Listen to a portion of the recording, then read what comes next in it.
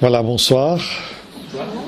Nous allons poursuivre notre étude de l'Épître aux Romains et la dernière fois, nous avions envisagé l'apologue de l'Olivier et il nous restait un dernier point à voir sur ce plan, notamment parce qu'on avait été un peu pris par le temps. Donc je voudrais revenir et terminer sur cette question de l'Olivier, et puis nous allons embrayer sur la péricope suivante.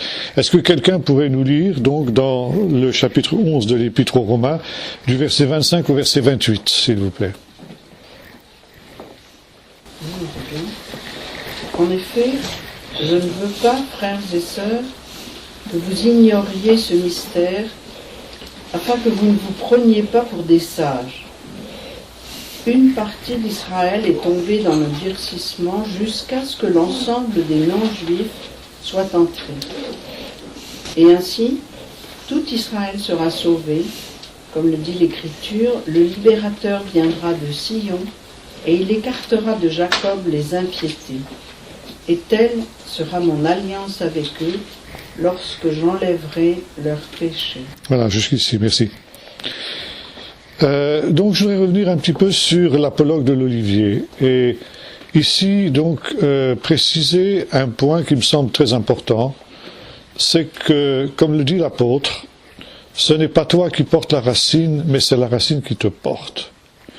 Et cette idée, elle est essentielle parce que ça veut dire que l'identité chrétienne qui est la nôtre, nous la recevons par d'autres. Et nous la recevons en particulier par l'intermédiaire du peuple d'Israël. Ça veut dire que sans Israël, l'Église n'existe pas. Mais la réciproque n'est pas vraie. Israël n'a pas besoin de l'Église pour exister. Voyez-vous? Pourquoi? Parce que Israël est la racine. Tandis qu'au contraire, l'Église a besoin d'Israël pour exister. Et ici, nous touchons au cœur même de ce qui est le drame du christianisme dès le début du IIe siècle, parce que finalement, ce sont des choses qui sont devenues très très vite. C'est qu'on a oublié justement qu'Israël était la racine. Et il y a eu une jalousie mal placée, et il y a eu une volonté, en quelque sorte, une dispute au sujet de l'élection. Qui était le peuple élu? Et l'Église a cherché à arracher à Israël son élection pour se l'approprier. Alors que il n'y avait pas lieu, justement, cette querelle était totalement incongrue, parce que s'il est vrai qu'Israël est élu et le demeure, comme l'apôtre Paul le rappelle dans le chapitre 9 de l'Épître aux Romains que nous avons vu, l'Église aussi est élue. Et par conséquent, ici, il n'y avait pas lieu de se quereller justement sur cette question d'un héritage. Et en même temps, dire que Israël, ce sont les racines qui nous portent, eh bien, c'est montrer que l'on ne peut pas vivre une vie indépendante d'Israël. Ça veut dire que l'Église aurait dû vivre en symbiose avec Israël. C'est d'ailleurs ce que Jacques rappelle dans le décret apostolique de Acte 15, quand il rappelle que Moïse a des gens qui le prêchent dans toutes les villes. Qu'est-ce que ça veut dire? Ça veut dire que les premiers chrétiens non juifs, plutôt les chrétiens juifs plus exactement, attendaient des chrétiens non juifs qu'ils soient enseignés par les rabbins en ce qui concerne la Torah. Je vous ai déjà fait remarquer que dans cette même épître aux Romains, il y a une affirmation de Paul. Je parle, dit-il, à ses interlocuteurs romains, non juifs, je parle comme à des hommes qui connaissent la Torah. Quand nous disons connaître la Torah, c'est pas simplement avoir lu les 5 livres de Moïse, c'est connaître toutes les interprétations possibles de la Torah. Par conséquent, ça veut dire une chose très claire, c'est que les chrétiens de Rome avaient eu contact avec les Juifs et avaient eu contact avec des rabbins. Et ce que Jacques dit en substance dans ce chapitre 15 de du livre des Actes, c'est en gros ceci. Bon, on se trouve avec ces païens qui vont entrer en masse dans l'Église. Bien. Il est bien évident que nous ne pouvons pas concevoir que ces gens-là soient disciples de Jésus, le Messie juif, s'ils ne connaissent pas la Torah. Pour un juif croyant en Jésus de cette période, c'était une évidence qu'un païen se devait d'avoir étudié la Torah. Mais, dit Jacques, est-ce à nous, les apôtres, d'enseigner à ces païens la Torah? Non. Il y a des synagogues dans toutes les villes. S'ils veulent être instruits dans la Torah, qu'ils aillent dans les synagogues. Et nous, notre rôle en tant qu'apôtres, ce sera justement d'apporter le complément qu'ils ne recevront évidemment pas dans la synagogue, c'est-à-dire justement leur annoncer l'Évangile. Seulement, le drame de l'Église, c'est que l'Église s'est coupée de ses racines juives et a voulu vivre d'une manière autonome et indépendante d'Israël. Et non seulement il y a eu ce désir de se séparer d'Israël en tant que peuple, mais également il y a eu volonté de se séparer de la Torah d'Israël. Et on a fait une opposition entre l'Évangile et la Torah, entre l'Ancien Testament et le Nouveau Testament. Et comme j'ai eu souvent l'occasion de vous le dire, cette expression Ancien Testament que l'on doit à un hérétique du nom de Marcion qui vivait au IIe siècle, donc tout à fait au début de l'histoire de l'Église, cette expression est particulièrement malheureuse parce que parler d'Ancien Testament, c'est dire que ce sont des livres qui sont caducs, qui sont dépassés et qui par conséquent n'ont plus rien à nous apporter. Il y a dans beaucoup de milieux aujourd'hui de nombreux chrétiens qui disent « Oh, moi je ne lis jamais l'Ancien Testament, j'aime pas l'Ancien Testament, il y a des guerres, j'aime pas la guerre, il y a des choses que je comprends pas, ces lois incompréhensibles, etc. » Je lis que dans le Nouveau Testament. Et même un pasteur me disait il y a un certain temps, moi je ne prêche jamais sur l'Ancien Testament, je prêche que sur le Nouveau. Bon, c'est typique. C'est typique justement de ce que, contre quoi Paul avait voulu mettre en garde les chrétiens non juifs. N'oublie pas que ce n'est pas toi qui portes la racine, mais c'est la racine qui te porte. Et si tu te coupes de la racine, qu'est-ce qui va se passer? Tu vas t'atrophier, tu vas te dessécher. C'est ce qui se passe quand vous coupez une fleur de ses racines. Bien, elle va encore pouvoir subsister quelques jours. Vous allez pouvoir prolonger d'ailleurs son agonie en la mettant dans de l'eau. Mais à partir du moment où elle est coupée de ses racines, cette fleur, elle est condamnée. Et l'Église est exactement dans cette situation-là. L'Église des païens, à partir du moment où, dès le début du IIe siècle, avec les premiers pères apologètes, quand cette Église se coupe de ses racines juives, alors elle commence un processus de sclérose, de dégénérescence qui la conduit dans la situation dans laquelle elle se trouve aujourd'hui. Dans cette situation, si il y avait eu cette symbiose avec Israël, il n'y aurait pas eu non plus ces divisions que nous déplorons. Parce que on est arrivé à des incompréhensions d'un certain nombre de textes du Nouveau Testament, tout simplement parce qu'on avait coupé le Nouveau Testament de ses racines juives. Comme j'ai eu l'occasion de vous le dire, j'ai eu le privilège d'étudier le Nouveau Testament avec un professeur juif, professeur Fusser, et cet homme m'a appris deux choses. La première, c'est que derrière chaque texte du Nouveau Testament, il y a un texte de l'Ancien. Et quand on a identifié ce texte, la deuxième chose, c'est de savoir comment on le comprenait à l'époque de Jésus, ce texte-là. Ce qui implique, effectivement, comme disait l'apôtre Paul, une connaissance de la Torah. Actuellement, je suis au cœur d'une polémique que je n'ai pas cherchée, au sujet de ce que l'on appelle dans le milieu évangélique la tribulation. C'est une doctrine que l'on doit à deux théologiens évangéliques du 19e, Darby et Scofield, qui ont élaboré tout un système eschatologique très complexe et très sophistiqué. Système qui a de sérieuses limites, disons les choses.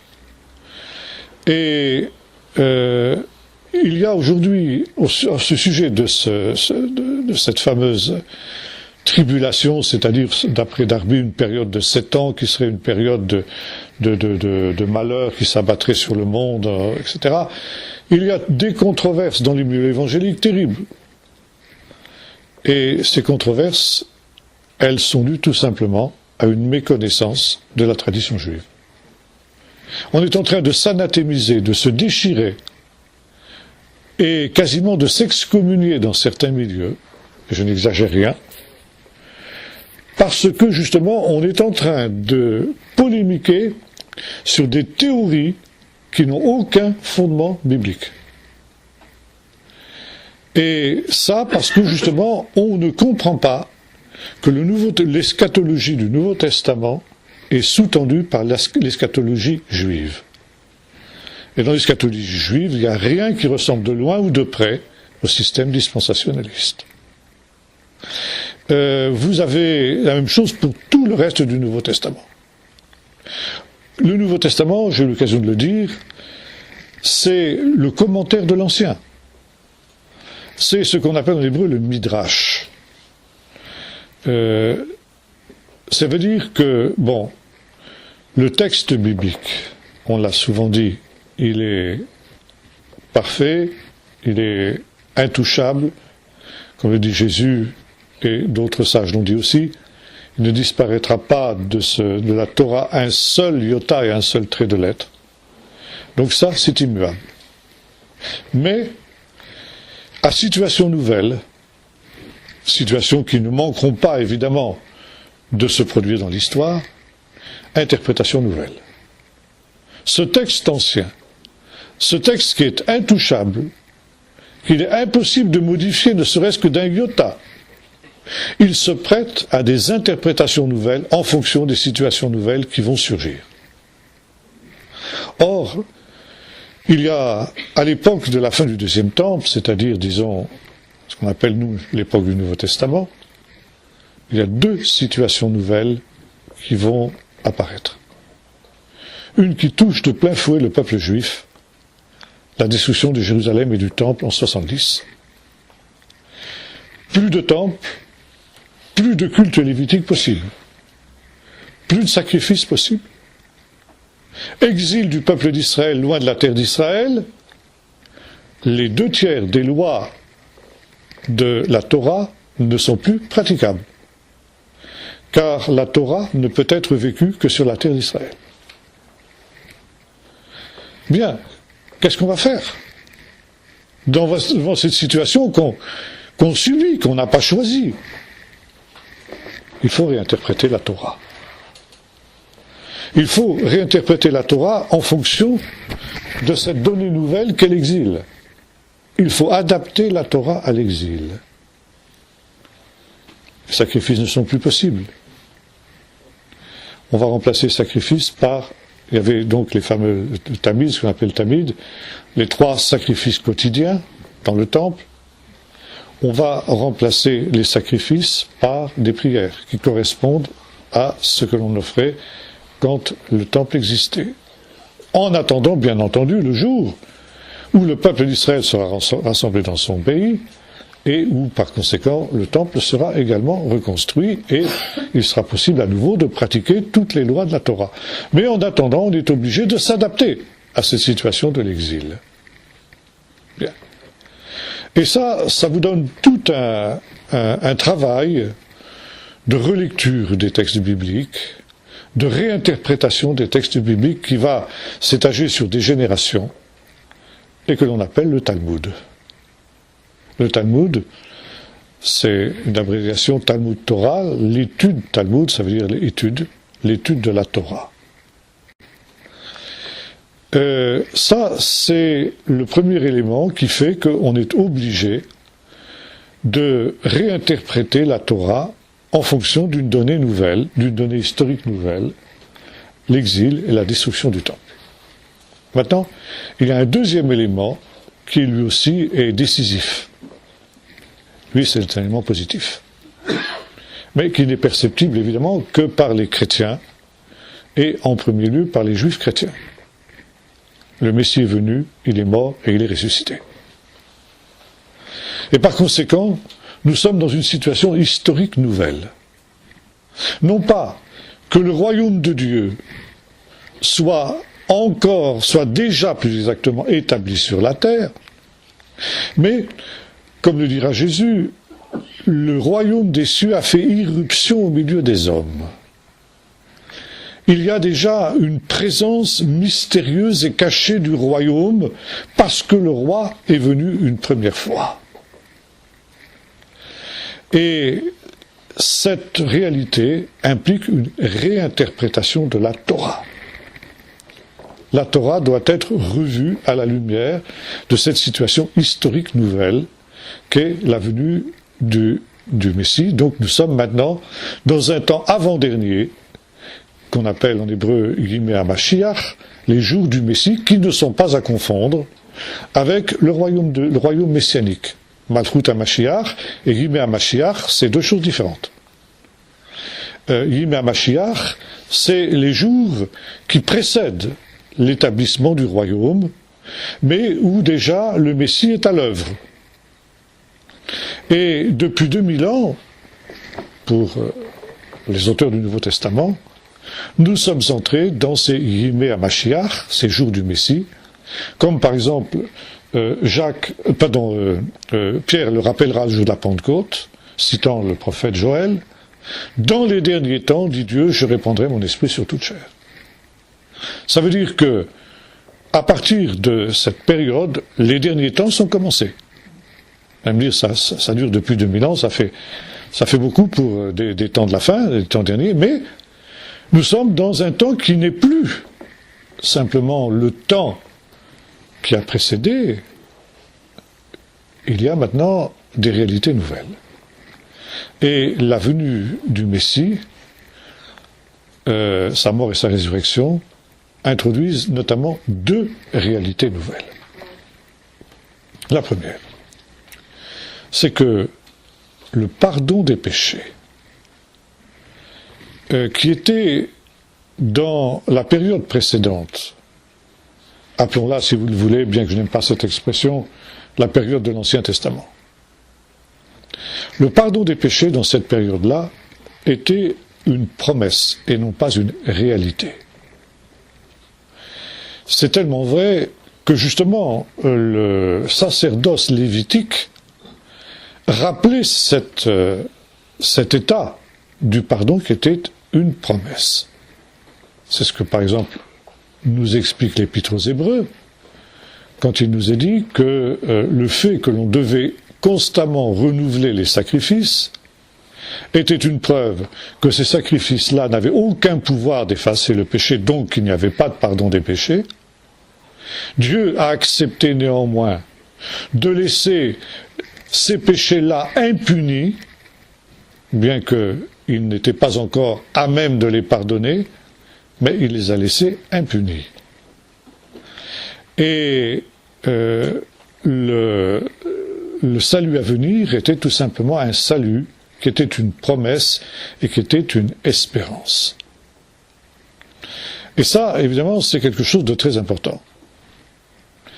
Mais avec la venue du Messie, avec sa mort et sa résurrection, qui, comme le dit l'Épître aux Hébreux, accomplit pleinement ce qui était à l'état de promesse dans la période précédente, donc cette venue du Messie va actualiser la promesse. Nous ne sommes plus dans le temps de la promesse, dans le temps de l'attente, dans le temps de l'espérance, mais nous sommes dans le temps de l'accomplissement. C'est en cela que c'est les derniers temps. Il y a un accomplissement, le pardon est donné. Je vous renvoie par exemple à un épisode de l'Évangile qui est bien connu. c'est la guérison du paralytique de Capernaum. Cet homme, vous vous souvenez, qui avait été amené par 4 de ses compagnons, qui avaient percé le toit de la maison de Pierre, tellement il y avait de monde, pour descendre le paralytique au pied de Jésus. Et la première chose que Jésus dit à ce paralytique, quand il voit la foi de ces hommes, « Mon enfant, tes péchés te sont pardonnés ». Et la réaction de la foule, cet homme blasphème. Parce que le pardon des péchés, véritablement, c'est réservé pour les temps messianiques. Ou cet homme est un imposteur, ou bien c'est le Messie. Et c'est là l'enjeu. Justement, Jésus, en prononçant cette phrase délibérément, a placé la barre très très haut. Et Jésus va dire, pour que vous sachiez que le Fils de l'homme, c'est-à-dire le Messie, a sur la terre le pouvoir de pardonner les péchés, prends ton lit et marche. Ça veut dire que le miracle visible, la guérison du paralytique, va devenir le signe du miracle invisible. La guérison du paralytique, tout le monde peut la constater. Ou cet homme marche et il est guéri, ou il reste sur son grabat et il n'est pas guéri. S'il n'est pas guéri, Jésus est un imposteur. Bon. Le pardon des péchés de cet homme, personne ne peut le vérifier. Ça, c'est quelque chose que Dieu seul peut connaître. Et le miracle visible, la guérison physique de cet homme, devient le signe visible, indiscutable du miracle invisible. Et la guérison de cet homme est un tournant dans le ministère de Jésus, parce qu'elle est une indication que, effectivement, les derniers temps sont venus. Et ensuite, le texte nous dit ceci. À la vue de ce qui s'était passé, la foule bénit Dieu, qui avait donné aux hommes un tel pouvoir. Pas seulement le pouvoir de guérison, mais le pouvoir de pardonner les péchés. Le pardon des péchés, c'était vraiment la marque des temps messianiques. Parce que le pardon des péchés marquerait la réconciliation de l'humanité qui avait été donc séparée de Dieu à l'Éden. Cette réconciliation aurait lieu. C'est ce qu'on appelle en hébreu le tikkun olam, ça veut dire la réparation de la brisure du monde.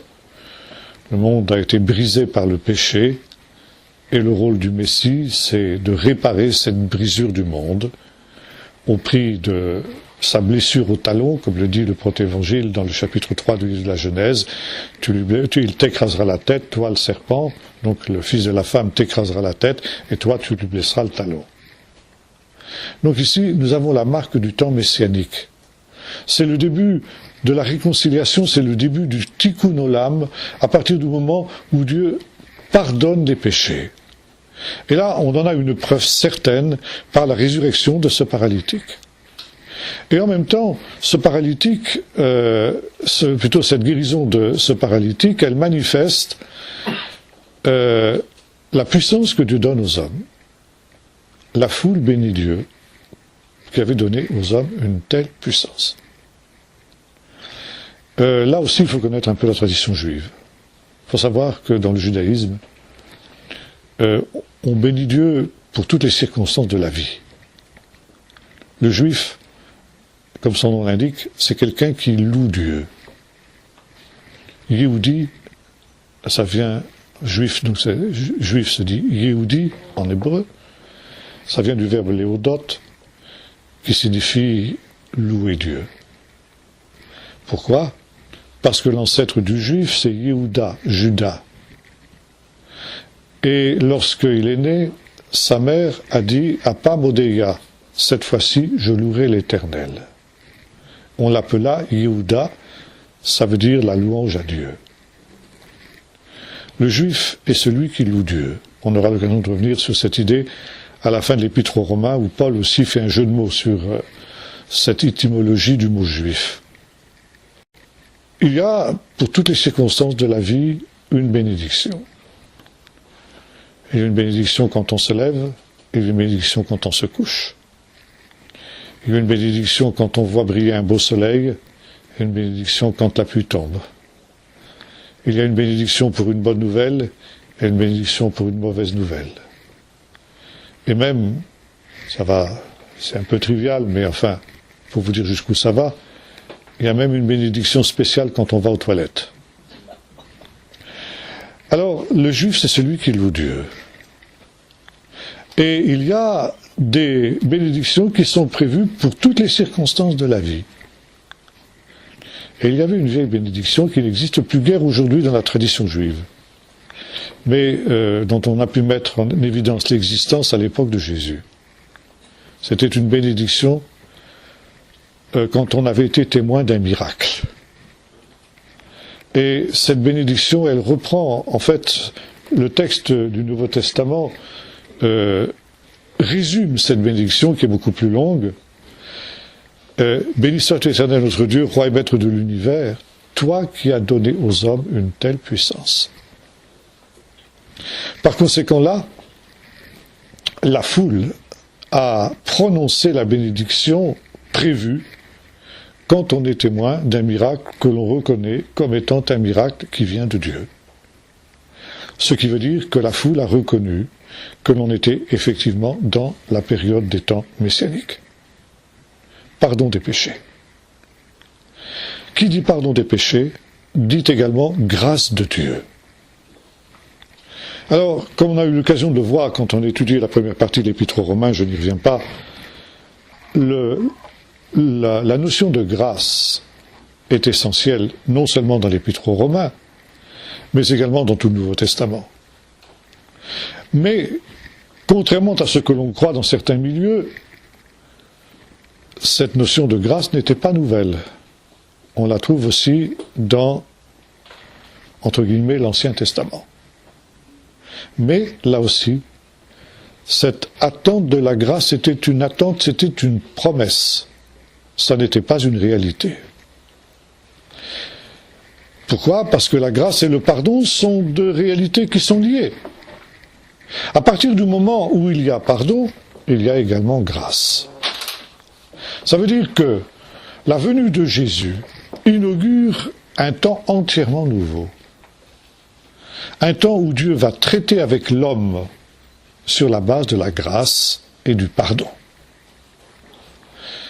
Et cette grâce et ce pardon, ils ne sont pas simplement réservés au seul peuple d'Israël, mais ils concernent tous les hommes.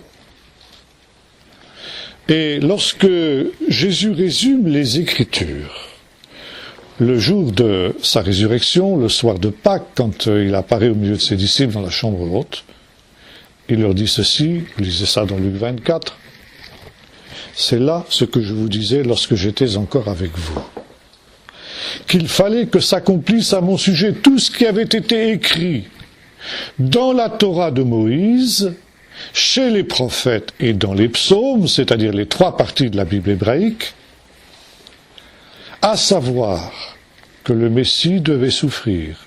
C'est ce qu'on appelle en hébreu Yissurei Mashiach, les souffrances du Messie. Que le Messie devait souffrir et ressusciter le troisième jour, confère Osée, et que la repentance et le pardon des péchés seraient prêchés à son nom à toutes les nations, à commencer par Jérusalem. Ça veut dire que la mission aux païens, la mission qui va commencer donc essentiellement avec la conversion de Corneille, est quelque chose qui entre dans le cadre de cette nouvelle dispensation, de cette ère nouvelle que le Messie inaugure. Et parce que la grâce de Dieu, parce que Dieu agit maintenant vis-à-vis de ses créatures sur une base entièrement nouvelle, qui est la base de la grâce et du pardon, ce pardon et cette grâce sont universels et s'ouvrent à tous les hommes.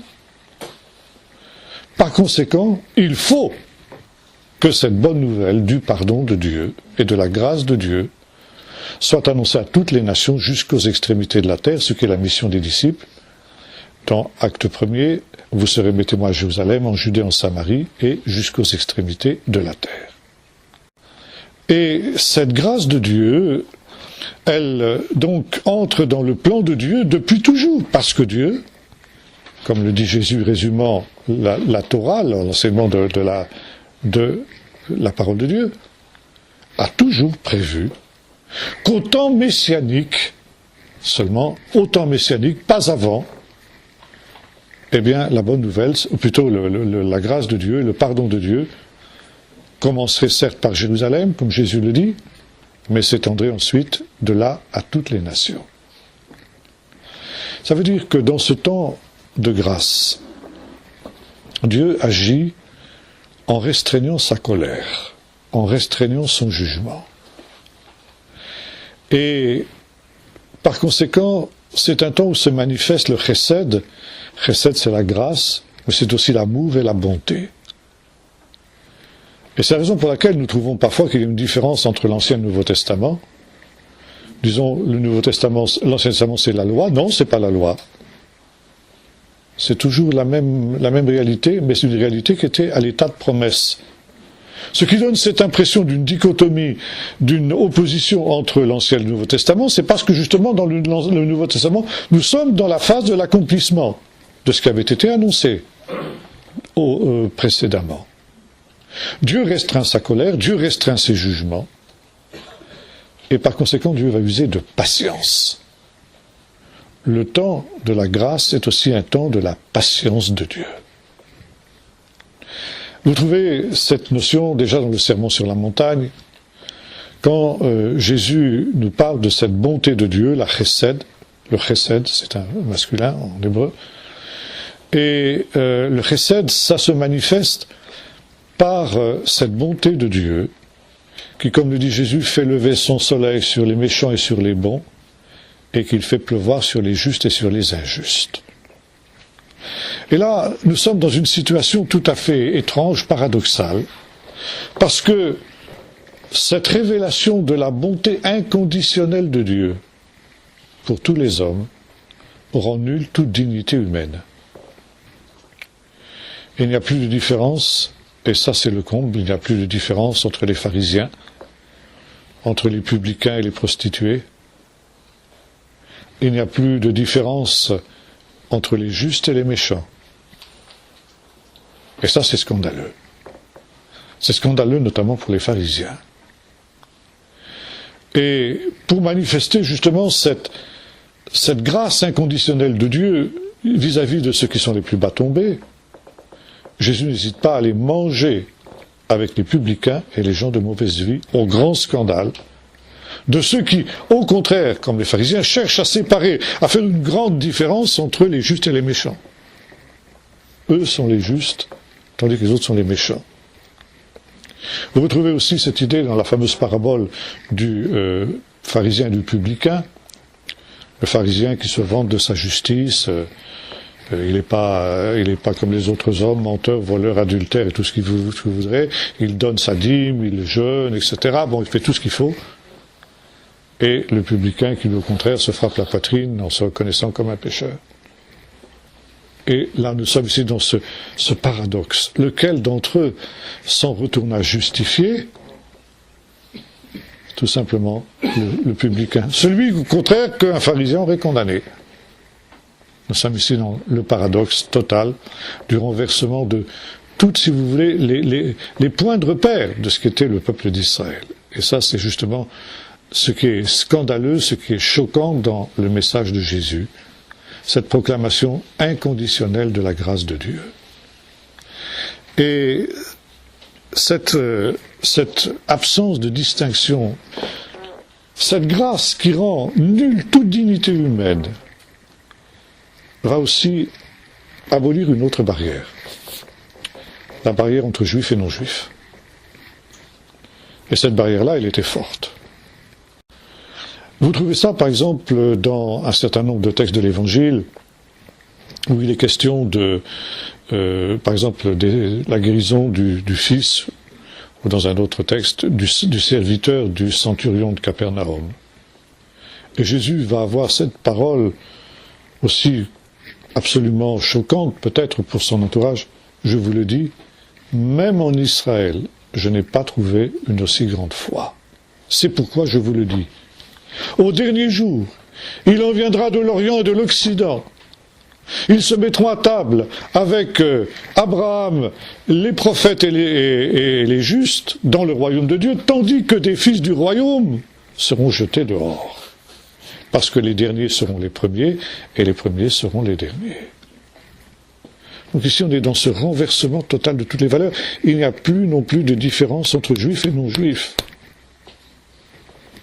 Et ça, c'est à cause de cette abolition, de cette différence, de ce que Paul appellera dans l'Épître aux Éphésiens le mur de séparation, l'inimitié, qui jusqu'alors, justement, séparait juifs et non-juifs. C'est à cause de cela que l'Évangile est accessible aux païens. C'est à cause de cela que les païens peuvent entrer dans l'Église, et entrer dans l'Église en tant que telle. Parce que Jésus a détruit cette séparation. On voit aussi l'épisode de la femme cananéenne qui accepte de se laisser comparer à un petit chien et auquel Jésus aura la même parole que en ce qui concerne le centurion romain. Ô femme, ta foi est grande, qu'il te soit fait comme tu le veux. C'est pas ? Alors, ça c'est quelque chose d'essentiel. Maintenant vous allez me dire, mais alors, s'il n'y a plus de différence, s'il n'y a plus de dignité humaine, y a-t-il encore un jugement? Pas dans cette éon-ci, pas dans cette ère actuelle. Dieu ne juge pas. Seulement, il y a un autre critère. La grâce de Dieu est offerte inconditionnellement à tout homme. C'est ce qui se produisait, par exemple, pour les malades. Jésus guérissait les malades, quels qu'ils soient. Il ne leur demandait pas s'ils étaient justes ou ils étaient injustes. Voir aussi l'épisode de Zachée, par exemple. Le royaume des cieux s'est approché. Et le royaume des cieux, ce sont les signes du royaume, ces miracles que Jésus fait. Jésus allait de lieu en lieu, faisant du bien et délivrant tous ceux qui étaient sous l'empire du malin. Tous ceux qui sont sous l'empire du malin sont libérés par Jésus, y compris les pécheurs, qui reçoivent le pardon de leurs péchés, justement. Les pires des pécheurs, même le brigand sur la croix. Donc ici, il y a ce pardon inconditionnel de Dieu. Mais quand tu as été touché par le royaume de Dieu, quand le royaume de Dieu s'est approché, alors attention, maintenant fais attention à toi. Comment vas-tu te situer par rapport à ce royaume qui a fait irruption? Est-ce que tu vas croire ou est-ce qu'au contraire tu vas rejeter ce royaume? Et voyez-vous, le critère de la différence entre juste et injuste, ce n'est plus la moralité, respecter ou pas la Torah, mais c'est l'attitude de foi que l'on va avoir vis-à-vis du royaume de Dieu. Et je vous renvoie par exemple aussi à un autre texte dans l'évangile de Matthieu, chapitre 12, où Jésus fait des reproches aux villes dans lesquelles il a fait ses miracles. Malheur à toi, Chorazine, malheur à toi, Bethsaïda, car si les miracles avaient été faits au milieu de toi, l'avaient été dans Tyr et dans Sidon, il y a longtemps qu'elles se seraient repenties en prenant le sac et la cendre. C'est pourquoi je vous le dis, au jour du jugement, Tyr et Sidon seront traités moins rigoureusement que toi.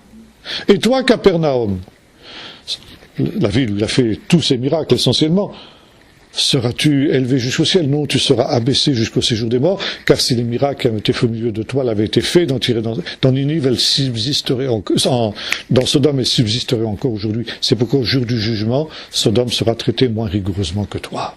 Terrible, incroyable, impensable.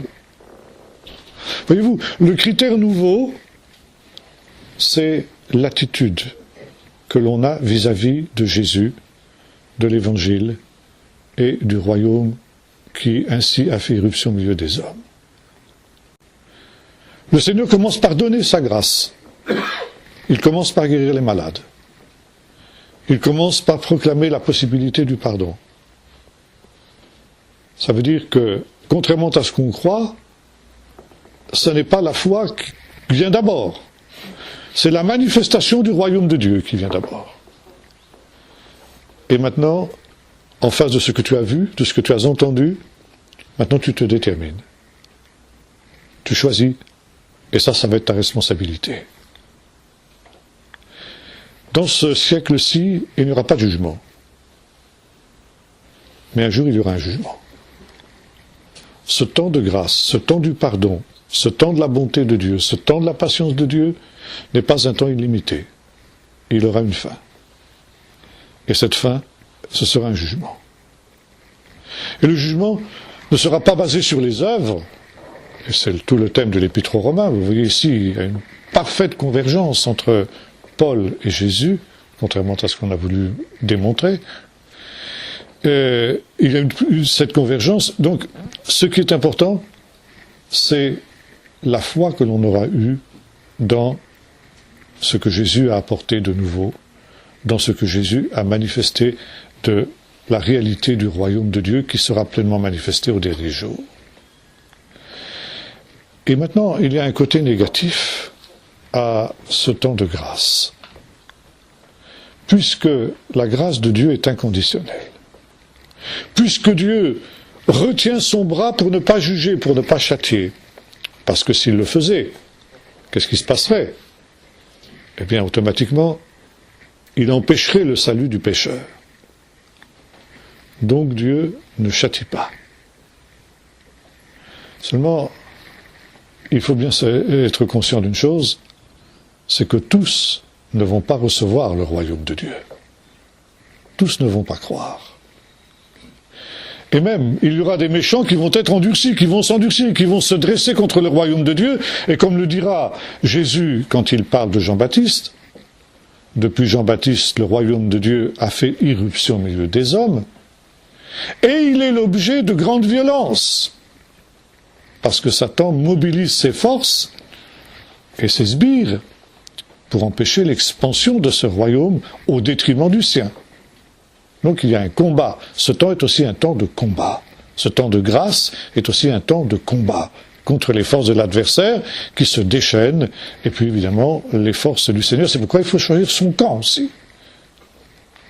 Alors il va y avoir évidemment, Jésus le dit, beaucoup qui vont choisir le camp de l'adversaire. C'est ce que la Bible appelle les méchants. Et alors va se produire aussi un autre drame. C'est que dans ce combat entre le camp des justes et le camp des méchants, eh bien, les méchants qui vont être de loin les plus nombreux confèrent la parabole de la porte étroite. La porte est large et le chemin qui mène à la perdition. Il y en a beaucoup qui entrent par là, mais resserrer la porte et étroit le chemin qui mène à la vie, il y en a peu qui le trouvent. Donc automatiquement, ça veut dire que les justes vont être opprimés par les méchants. Et ça, c'est ce que Jésus aussi a annoncé à ses disciples. Et voilà, il va y avoir ici quelque chose de très difficile à subir pour les disciples de Jésus. C'est que Dieu va les abandonner entre les mains des méchants. Parce que s'il ne le faisait pas, s'il venait au secours des justes, il serait obligé de juger les méchants. Et en jugeant les méchants, il leur coupe toute possibilité de se repentir. Et les justes vont connaître un temps difficile. Ce temps qui est un temps de grâce pour tous est un temps difficile. Et Jésus commence son ministère en annonçant cela. Heureux serez-vous lorsqu'on vous persécutera, lorsqu'on vous outragera, lorsqu'on dira de vous toutes sortes de mal à cause de moi. C'est ainsi qu'on a persécuté les prophètes qui étaient avant vous. Réjouissez-vous, parce que votre récompense sera grande dans les cieux.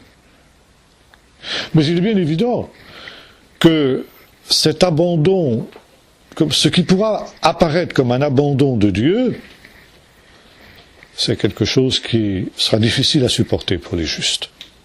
Ce sera la grande épreuve des justes pendant tout ce temps de l'attente. Notamment quand on arrivera au temps de la fin. Jésus dit beaucoup trébucheront, chancelleront, trahiront le maître, renieront et trahiront le maître qui les aura rachetés, parce que la charité se sera accrue, l'iniquité sera accrue, l'amour du plus grand nombre se refroidira. Et là, il y aura un piège terrible pour les justes. C'est de dire, mais Seigneur, tu n'es pas juste. Où est ta justice? Regarde, les méchants oppriment les innocents, les faibles, et les justes que nous sommes, et que nous crions à toi pour que nous délivres, tu réponds pas. Tu es injuste, tu es un juge inique. Et c'est la parabole dite du juge inique, justement, où Jésus illustre cette réalité. Dans les derniers temps, dit Jésus, les justes seront comme cette pauvre veuve qui vient voir un juge pour que le juge la délivre de ceux qui l'oppriment. Et les juges seront dans cette situation-là. Et de la même manière que le juge n'a pas répondu à cette femme, de la même manière, Dieu ne répondra pas aux prières de ces gens-là. Et justement, la tentation sera de dire, eh bien, Dieu est semblable à ce juge inique. Or, dit Jésus, non. Dieu écoute, et il entend les cris de ses enfants. Mais il ne veut pas qu'aucun périsse, il veut que tous arrivent à la connaissance de la vérité. Il ne veut pas la mort du méchant, mais qu'il se repente et qu'il vive. Alors Dieu lui donne du temps. Et pendant ce temps, c'est vrai, les justes souffrent injustement. Ça, c'est le grand paradoxe de l'Évangile, c'est le grand scandale de l'Évangile. Et vous le retrouvez dans toute la Bible. C'est le scandale du livre de Job, c'est le scandale du livre des psaumes. Vous trouvez ça partout. C'est le scandale de la croix. Qu'est-ce que c'est la croix? Mon Dieu, pourquoi m'as-tu abandonné? Pourquoi ne me secours-tu pas? Pourquoi faut-il que je boive cette coupe, s'il était possible que cette coupe s'éloigne de moi sans que je la boive? Mais ta volonté, c'est que je boive cette coupe. Comment comprendre ça? Parce que le juste, d'une certaine manière, doit souffrir pour le méchant, pour le salut du méchant. C'est sa vocation de juste. Et bien sûr, ça va être le sens même du sacrifice de Jésus. Mais voyez-vous, dans le judaïsme de l'époque de Jésus, on considérait que les souffrances imméritées des justes avaient aussi une valeur. D'une manière mystérieuse, elles entraient dans le plan de Dieu pour le salut des méchants. Et l'idée que Jésus est mort pour les péchés du peuple d'Israël, les péchés du monde entier, c'est une idée typiquement juive. C'est pas difficile pour un juif de comprendre ça. Et Paul dit quelque chose de très étrange dans l'Épître aux Philippiens. Il dit « J'achève dans mon corps les souffrances qui manquent à celles du Christ ». C'est très mystérieux et bon, entre catholiques et protestants, il y a d'interprétations différentes de ce texte. Mais je crois que si on le replace dans son contexte juif, le texte est très très clair. Les souffrances que Paul subit dans son ministère sont semblables à celles que le Messie a souffertes lui-même et sont la conséquence inévitable de la mission qui est la sienne d'annoncer l'Évangile aux nations pour qu'elles soient sauvées. De telle sorte que les souffrances de l'apôtre n'ont pas la même valeur expiatoire que celles de Jésus, bien sûr, mais disons, d'une certaine manière aussi, elles prolongent l'œuvre du Seigneur, parce que par ces souffrances qu'il accepte de subir, Paul rend accessible le salut et l'Évangile à ses auditeurs. Maintenant, on arrive, après un long détour, à notre point, à notre Olivier d'Israël. Voyez-vous, on est allé loin, puis on y revient. Pourquoi, justement, Dieu a-t-il permis que des branches soient retranchées? Pourquoi Dieu a-t-il permis qu'une partie d'Israël tombe dans l'endurcissement? La majeure partie du peuple d'Israël tombe dans l'endurcissement. Pourquoi Dieu a-t-il permis cet aveuglement et les conséquences qui vont suivre, c'est-à-dire justement l'exil, la dispersion, l'aveuglement et toutes les souffrances que le peuple d'Israël va subir dans son histoire? Eh bien la réponse est claire, pour le salut des nations. C'est ce que Paul nous dit. Pour que les nations puissent être greffées sur cet olivier d'Israël. Et si Dieu n'avait pas permis cet endurcissement d'Israël, si Israël s'était tourné vers le Messie à l'époque du Nouveau Testament, à l'époque de Paul, eh bien ni vous ni moi nous ne serions là aujourd'hui parce que Jésus serait revenu depuis 2000 ans. Par conséquent, pour que vous et moi nous soyons sauvés, il fallait que le peuple d'Israël soit endurci, et il fallait que le peuple d'Israël souffre de cet endurcissement, de sorte que nous pouvons dire que jusqu'à un certain point, Israël souffre pour le salut des nations. Et ça, c'est l'interprétation que les Juifs ont des textes du serviteur souffrant d'Ésaïe. Alors évidemment, nous ne poussons pas aussi loin.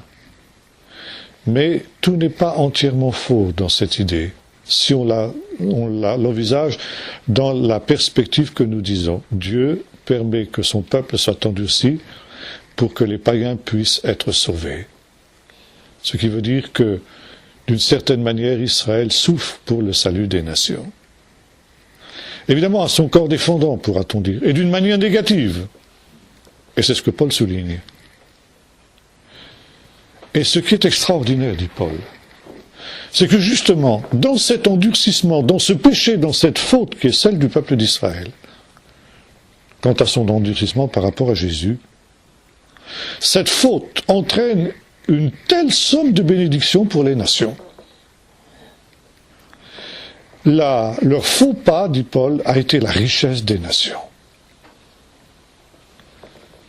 Et s'il en est ainsi,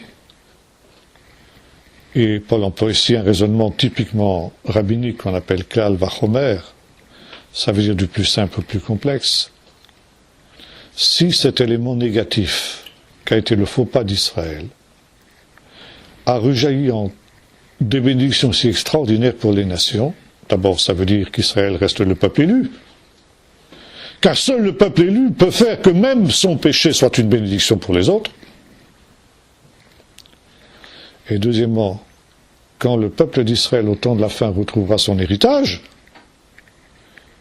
eh bien ce sera une bénédiction qui sera multipliée par, je sais pas moi, par 10 puissance 10, quoi. On ne peut pas imaginer. Quand justement Israël aura une attitude positive, par les nations, elles seront 1000 fois, 10 000 fois plus bénies qu'elles ne l'ont été jusqu'à maintenant.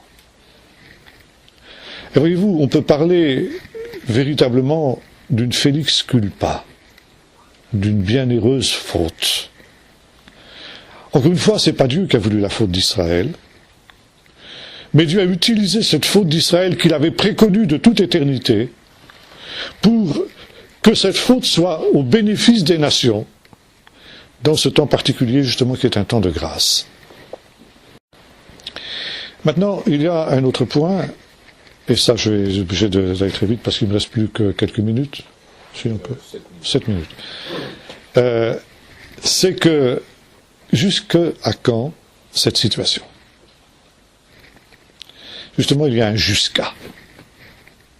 Nous avons vu, quand nous avons commencé l'étude du chapitre 9, qu'il y a deux limites à l'endurcissement d'Israël. Une première limite dans l'espace, seulement une partie d'Israël est tombée dans l'endurcissement. Il y a jusqu'à aujourd'hui un reste selon l'élection de la grâce. Donc il y a une limite spatiale à l'endurcissement d'Israël. C'est pas tout Israël qui est dans l'endurcissement. Et puis il y a une limite temporelle.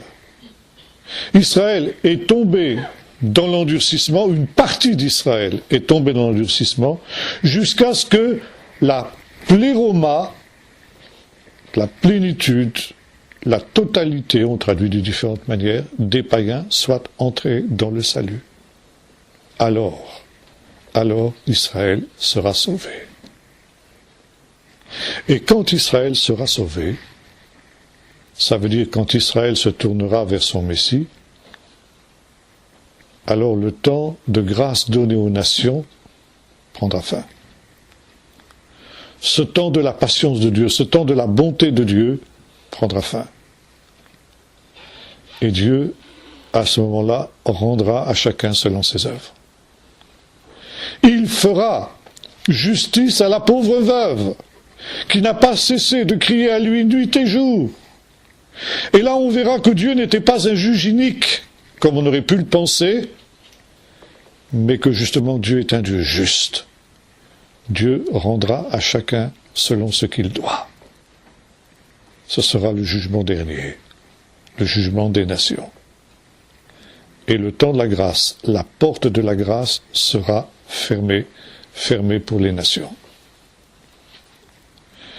Alors voyez-vous, ici, il y a cette frontière extrêmement importante jusqu'à ce que la plénitude des nations soit entrée.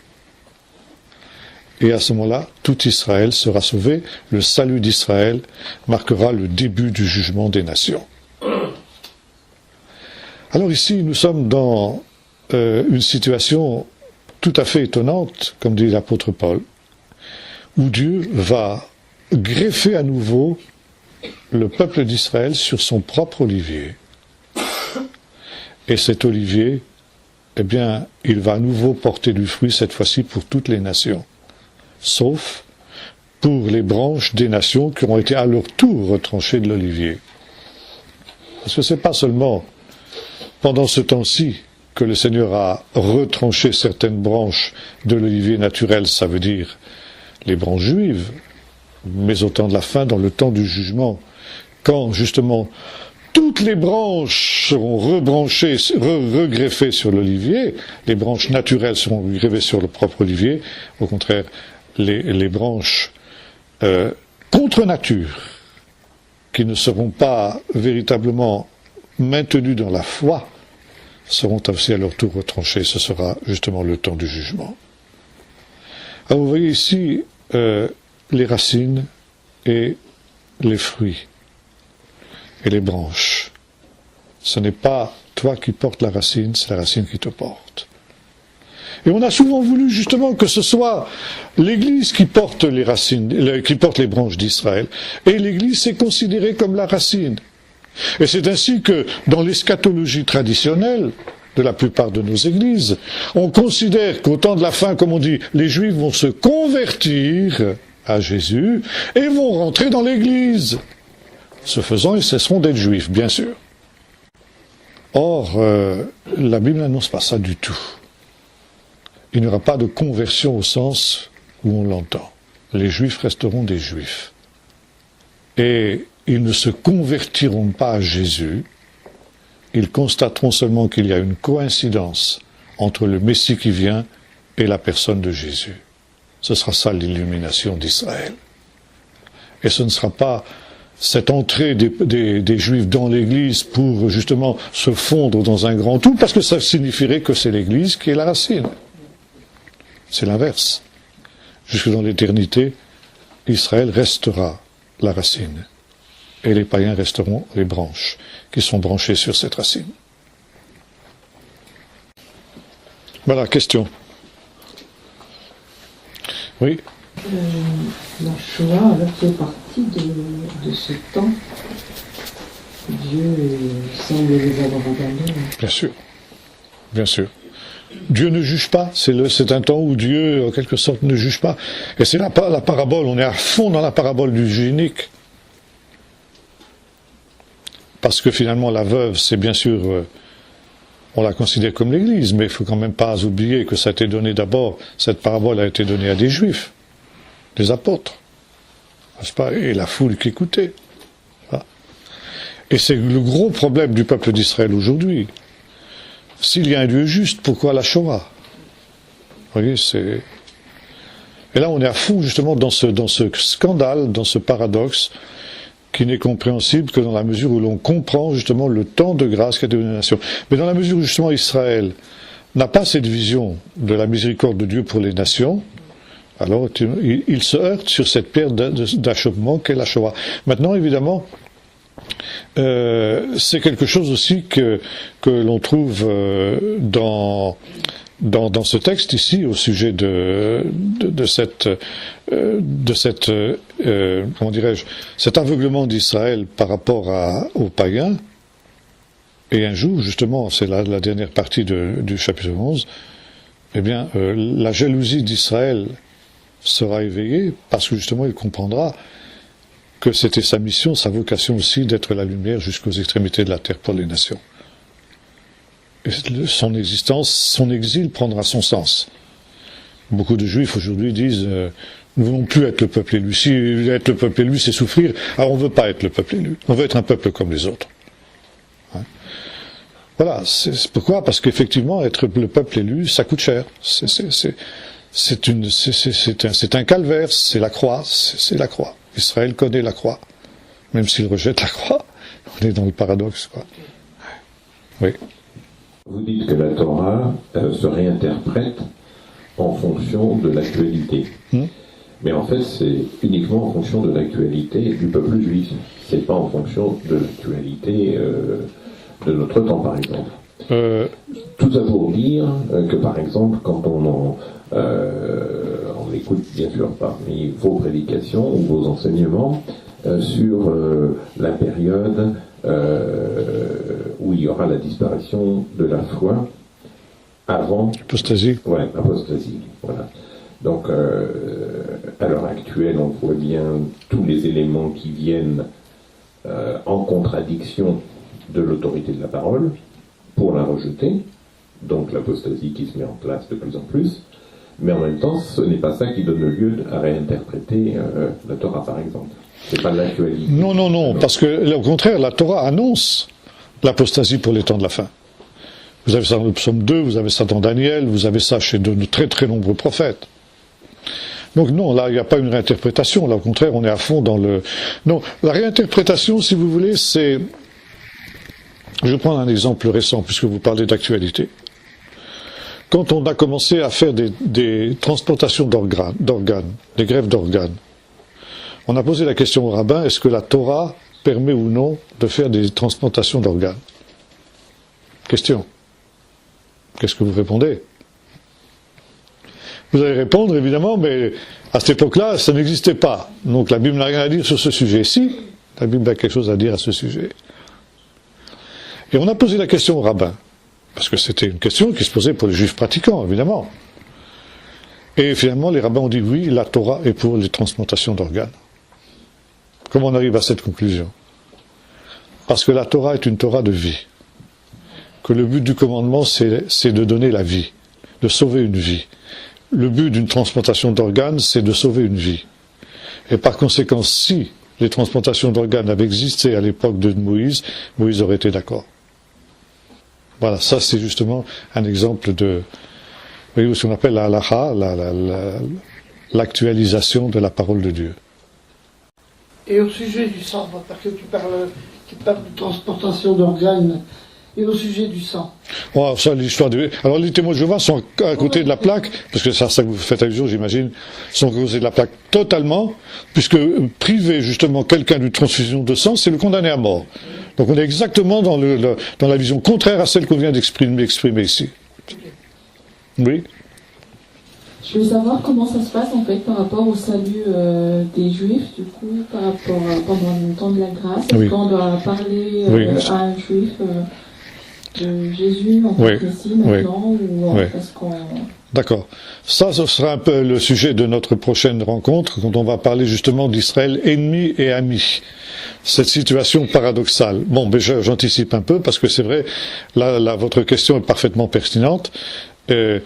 Alors, on a déjà eu l'occasion de le dire, c'est la première fois que vous venez, donc vous n'avez pas entendu déjà, et ça je veux le redire d'une manière très forte, il y a pour les juifs et pour les non-juifs une seule voie de salut, il n'y en a pas deux.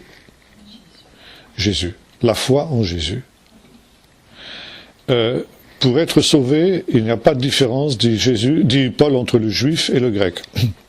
Tous ont péché et sont privés de la grâce de Dieu, et tous sont gratuitement justifiés par la foi en Jésus.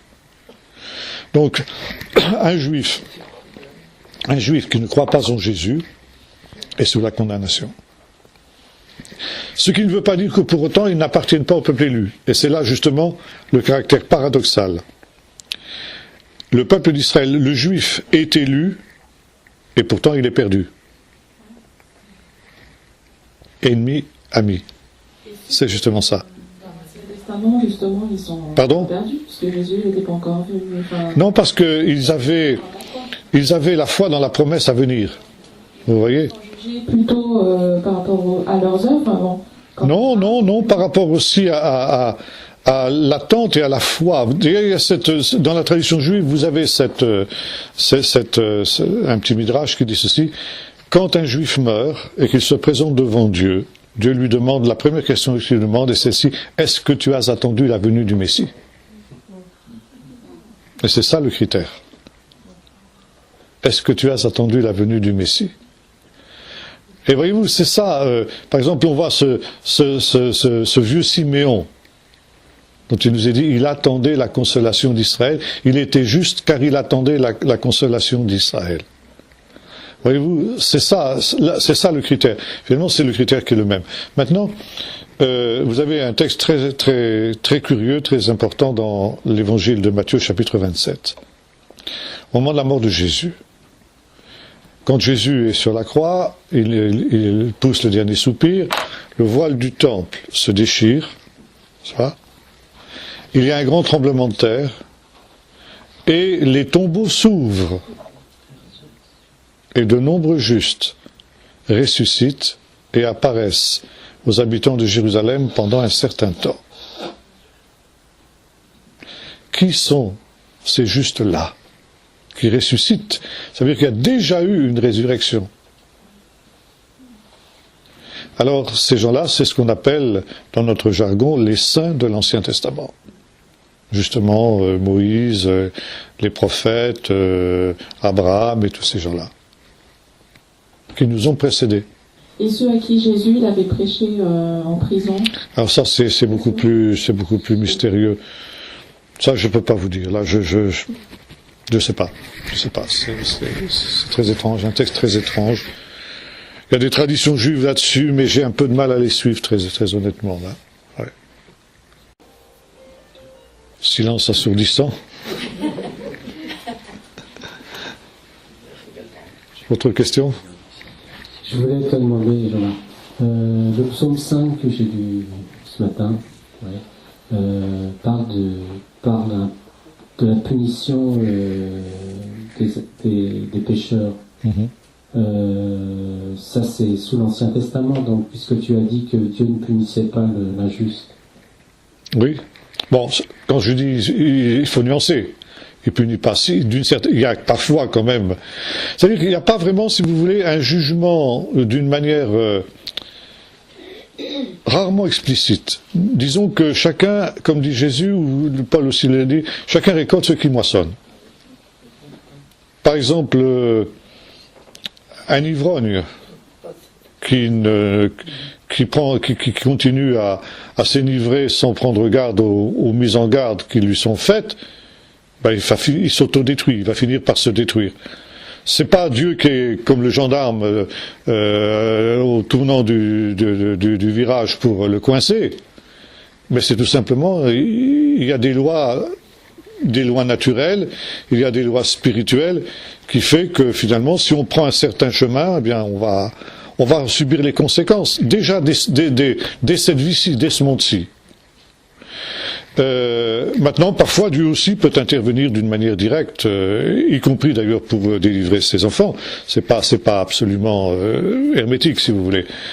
Mais c'est ponctuel, disons. C'est pas systématique de la part de Dieu. Vous voyez, c'est la grande différence.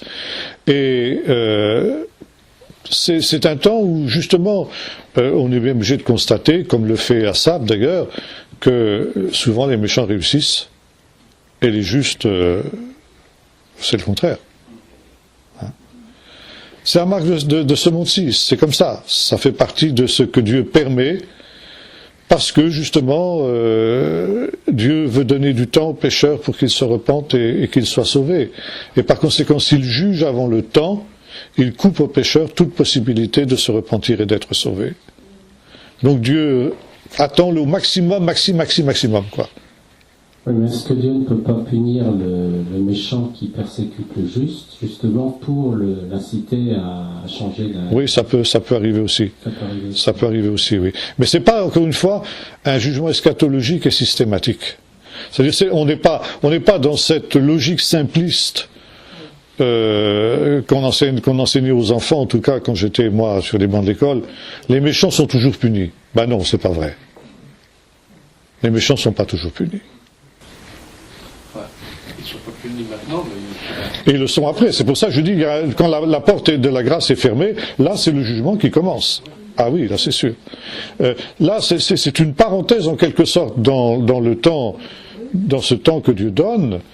Nous sommes ici dans un temps de grâce, de bonté, etc., où Dieu patiente par rapport au péché de l'homme, mais quand la porte sera fermée, quand Israël se sera tourné vers son Messie, à ce moment-là ce sera terminé, là ce sera le jugement. Hein.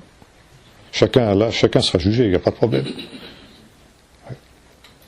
Est-ce que les miracles sont toujours d'actualité pour amener à la foi? Ça devrait. En fait, le miracle n'est pas quelque chose qui a vraiment pour but d'amener à la foi les gens. Le miracle, c'est une manifestation du règne de Dieu, du royaume de Dieu. Vous avez un épisode très intéressant où Jésus chasse des démons. Et les pharisiens disent, c'est par Belzébul, le prince des démons, qu'il chasse les démons. Et Jésus dit, réfléchissez un peu à ce que vous dites. Vous êtes en train de dire une absurdité. Ça veut dire que, si je chasse les démons par Belzébul, ça veut dire que Satan s'autodétruit. Vous croyez qu'il est assez bête pour faire une chose pareille? Donc, soyez un peu logique. Si c'est pas par Belzébul que je chasse les démons, c'est par quoi? Alors, là, Jésus emploie une expression très intéressante dans Luc.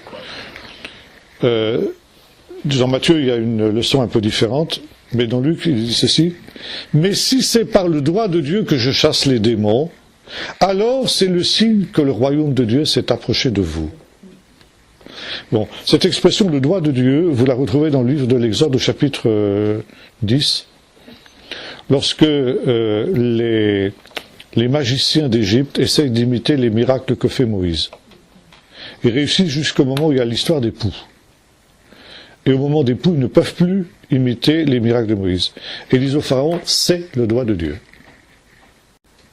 Et Jésus emploie cette même expression à dessein, si c'est par le doigt de Dieu que je chasse les démons, il fait allusion à ce texte-là. Et qu'est-ce que Jésus veut dire par là? C'est le signe que le royaume de Dieu s'est approché de vous. Les miracles que faisait Moïse, les plaies d'Égypte, étaient le signe que la délivrance du peuple d'Israël était proche. Et par ces signes-là, Israël était invité à croire dans sa prochaine délivrance. Bon. Actuellement, dit Jésus, ce monde est sous la domination du prince de ce monde, c'est-à-dire de Belzébul, de Satan. Mais, dans ce monde régi par Satan, le royaume de Dieu a fait irruption. Il a fait une brèche. Il y a déjà une présence du royaume de Dieu. Et la preuve en est, c'est que les signes du royaume de Dieu sont manifestés. Si un malade est guéri, si un démoniaque est délivré, si un pécheur est pardonné, si un mort ressuscite, c'est la preuve qu'il échappe à la souveraineté de Satan. Et il entre sous la souveraineté du royaume de Dieu. Et on n'est pas encore ici dans la pleine manifestation du royaume de Dieu, mais on est comme était le peuple d'Israël en Égypte au moment des plaies. Ça veut dire que les miracles sont le signe que la délivrance est proche. Donc ce n'est pas des preuves, mais ce sont des signes. Et ça, c'est un terme que affectionne l'évangile de Jean en particulier. C'est Béyon, n'est-ce pas? C'est un signe. Les miracles sont des signes. Et vous avez ça, par exemple, aussi dans l'histoire de Jean-Baptiste, quand Jean-Baptiste doute de la mission de Jésus. Jésus fait des miracles, et il dit aux envoyés de Jean, allez dire à Jean ce que vous avez vu. Les aveugles voient, les sourds entendent, les morts ressuscitent, et la bonne nouvelle est annoncée aux pauvres.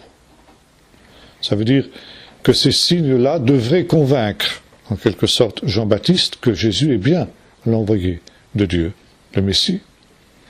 Vous retrouvez ça aussi lorsque les 70 sont envoyés et qu'ils reviennent joyeux en disant « Seigneur, les démons même nous sont soumis ». Et je leur dis « Je voyais Satan tomber du ciel comme dans un éclair ».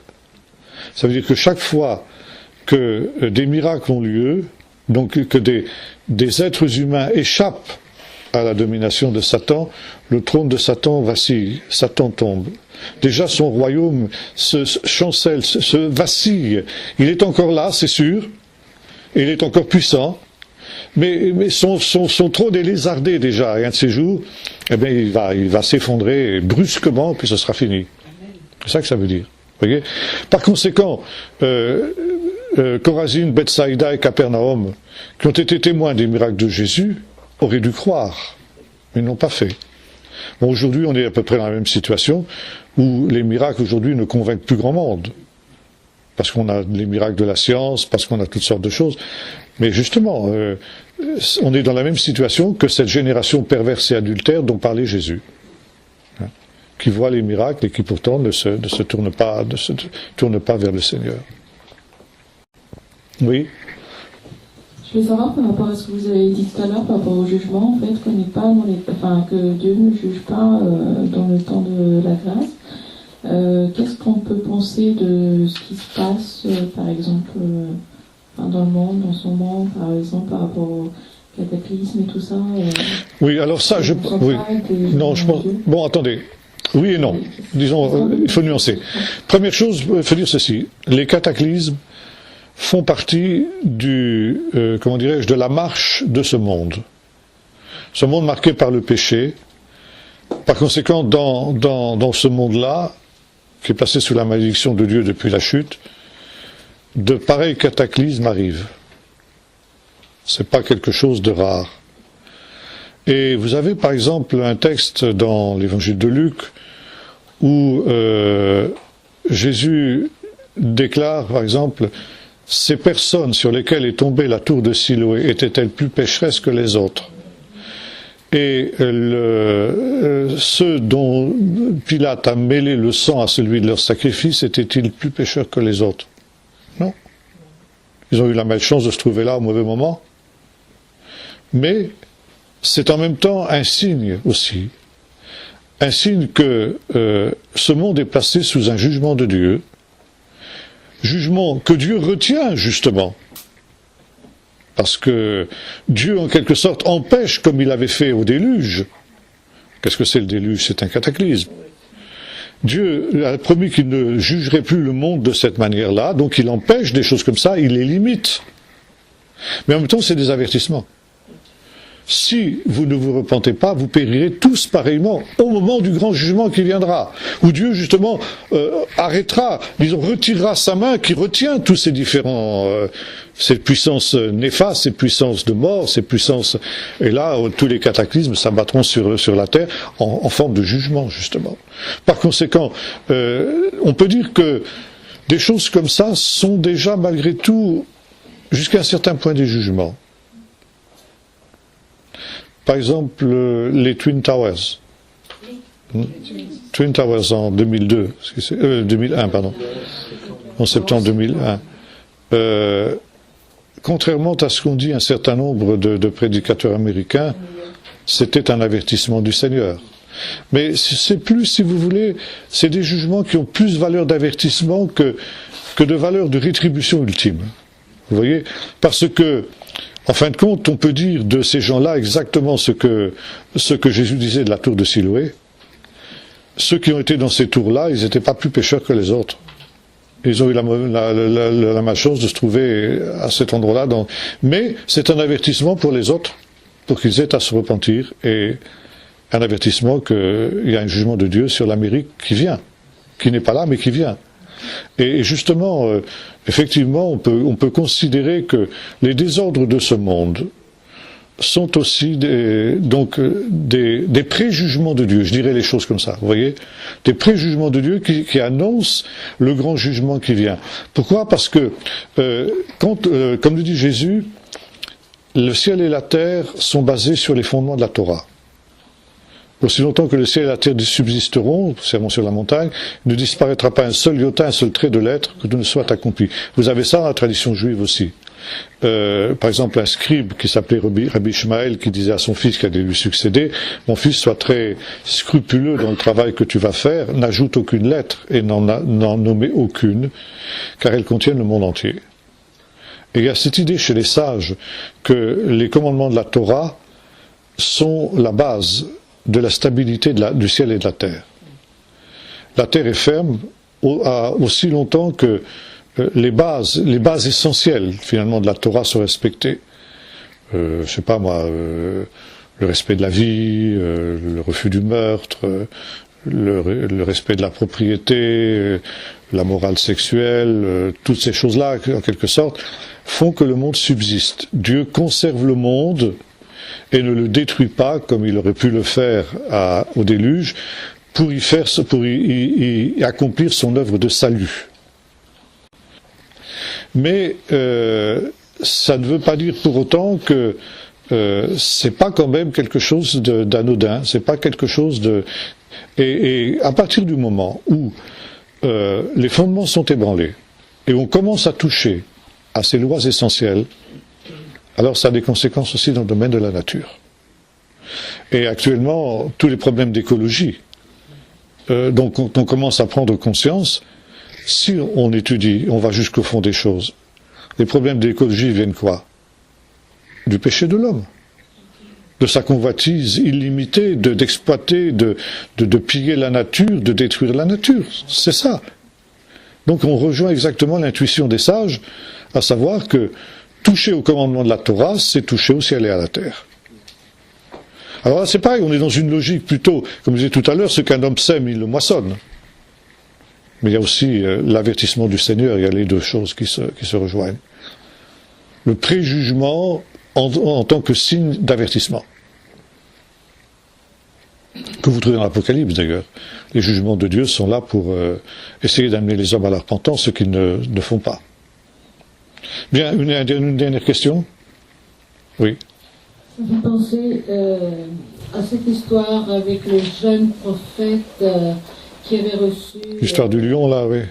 Voilà, je ne me souviens pas très bien. Ouais. Et justement, le vieux prophète qui l'arrête et qui lui dit, moi je lui donne une fausse prophétie. Prophète, ouais. voilà. Et ça montre quand même que lorsque nous sommes avertis de Dieu, il faut penser justement à son avertissement, parce que cette image qui m'a impressionné, c'est cet âne qui est à côté, le lion. Oui, il n'a pas été mangé. Il a mangé, ouais. Le jeune prophète. Ouais, exactement. Alors, vous savez, il y a un texte très intéressant dans Amos qui dit ceci. Dieu ne fait rien sans révéler ses secrets à ses serviteurs les prophètes.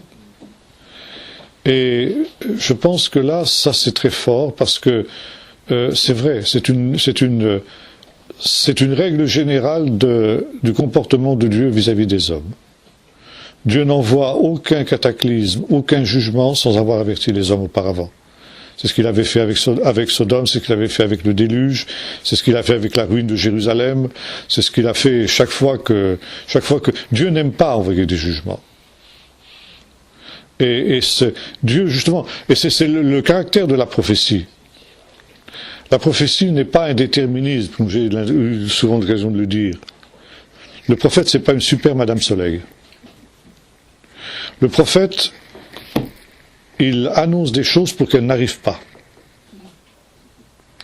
Le prophète dit ceci, si vous continuez comme ça, Jérusalem va être détruite, vous allez être déportés.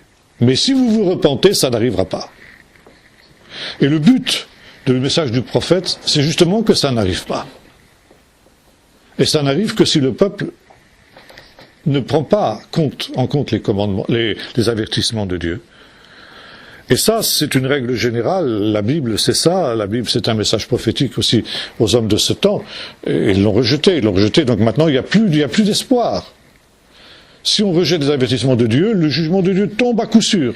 Et là, on est dans une période, à mon sens, une période très très grave, notamment pour notre pays, qui a brûlé tous les feux rouges de Dieu avec ces horribles lois de mariage pour tous ou des choses comme ça. Là, on est sous une logique, une dialectique du jugement de Dieu. On est sous les jugements de Dieu. Les jugements de Dieu sont déjà commencés pour notre pays. Là, il n'y a plus de retour en arrière possible, où il faudrait une repentance nationale qu'on a peine à imaginer, quoi. Bien, je vous remercie. Merci.